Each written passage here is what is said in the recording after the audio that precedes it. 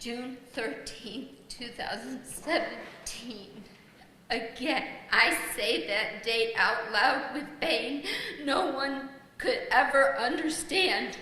June 13th, 2017. That day you destroyed our lives. Your actions led to the death of my husband, my children's dad, my grandchildren's papa, and any future together. That means just being loved, laughed, jokes, waking up to snow at 1 a.m. Sergeant Christopher, Monica, honey, dad, papa, brother, uncle, in-law, friend, Christian, was taken by you, and again, those actions. Chris was a loving, kind, special man. He took Ashley as his own, and we had a life together. In a world of divorces, nasty, hard world, we created an island. No, nothing is easy in our lives. We're ever anything but easy. From the time we were both born, neither Chris nor myself should have reached adulthood, let alone find one another. A love story for another day. Chris broke down all my barriers and finally gave me the soft landing. As a Christian, he volunteered at church, made the best Roman soldiers, laughed like no other, a laugh that is missed. He found joy in family, never missing an event or a moment. Gave Ashley her heart's desire and knew the way to my heart. Danced with Zoe at all her dances, even before we got there.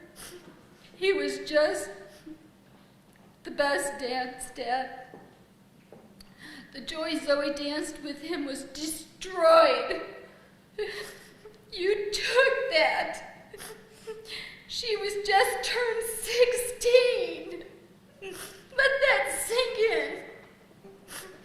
He never saw her prom, graduate, college, and both girls will never have their dad walk them down the aisle. See them love him like us. I stayed up late that night to make Chris breakfast or lunch, just to see him as the kids watched TV late, and we hung out as it was summer. Chris did the run usually once a month. He did not want anything but leaned against the kitchen sink, hugging me and kissing me, telling me he loved me and he would be home early. So when Ashley woke me up in the morning at about 8:40 a.m., asking if I heard from Chris, 2 detail officers had been killed, was what was reported first. My response was, Chris was not a detail officer, he was a transfer officer. I proceeded to try to call him using a system we had developed and designed, as he knew my anxiety and the magnitude of being a correctional officer, a peace officer, a part of the law community, not a guard. Respect that, please, officer. To families, you discount their jobs and the way they have to deal with criminals like you. Unfortunately, the Department of Correction let them down, as well as the families. I had to call the Sally Port to be put on hold, nicely, which never happens. And then they transferred me to the warden. My heart fell. In a year, an entire year, I have completely erased from my memory. I was not a mother, a grandmother, a friend, a daughter, a sister, an aunt, nothing. Again, you destroyed me. The second year was not much better. A numbness comes over you, and you're just walking through the days.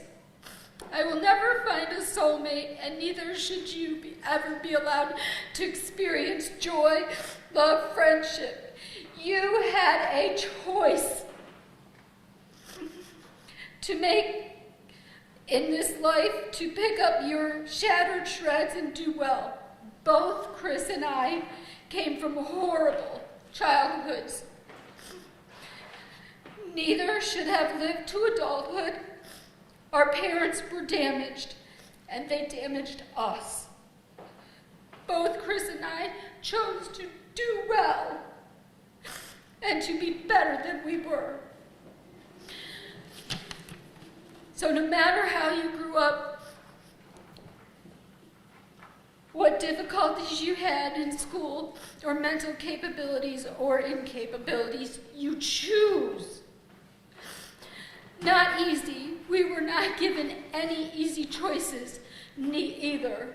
Alcoholism, gambling, extremely food issues, learning disabilities, we overcame them. Through the hard work and perseverance, we wanted to rebuild a great new life. You did not have the right to destroy it, the life we built. My husband worked hard from the day he met me, and he was always bettering himself for our lives together. Chris worked at Ream, from assembly through quality control and setting to die setting and setup man. He worked overtime there as well, always staying busy. When he was laid off from $22 an hour to minimum wage at McDonald's while unemployment, so long hours did not affect him.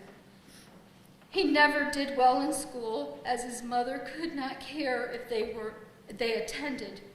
Yet he got his GED when he was laid off from Ream. This is not a man who is lazy or lacking career. Chris was not given a bulletproof vest, was trained by Curtis, and would not leave him without a partner. When my health declined, we were strapping our money belts and never missed a payment. It was not that what we were used to, but sacrifices were made.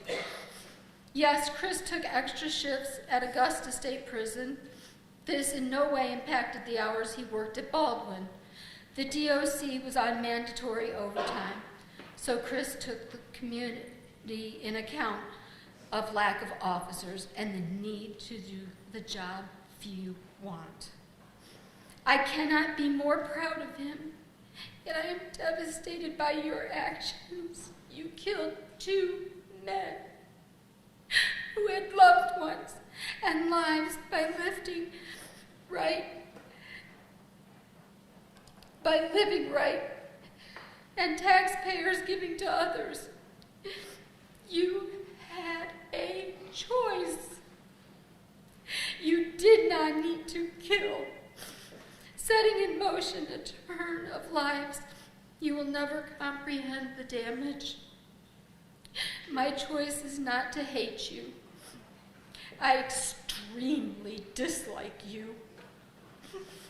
God knows my heart, and he will give me time to heal. I do not forgive your actions.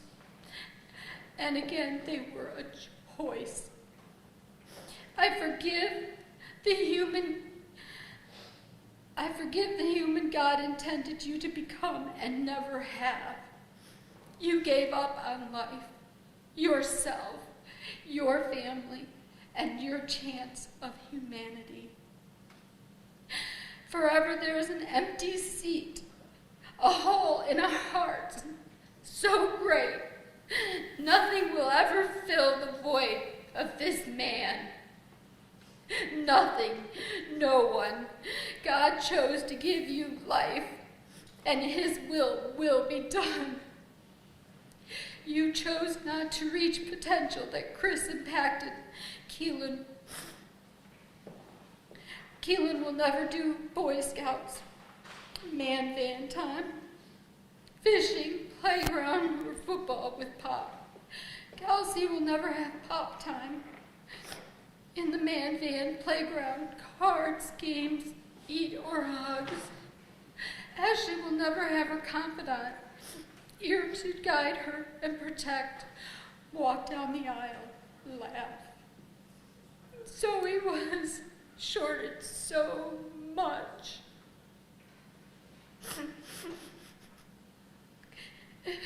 Sorry.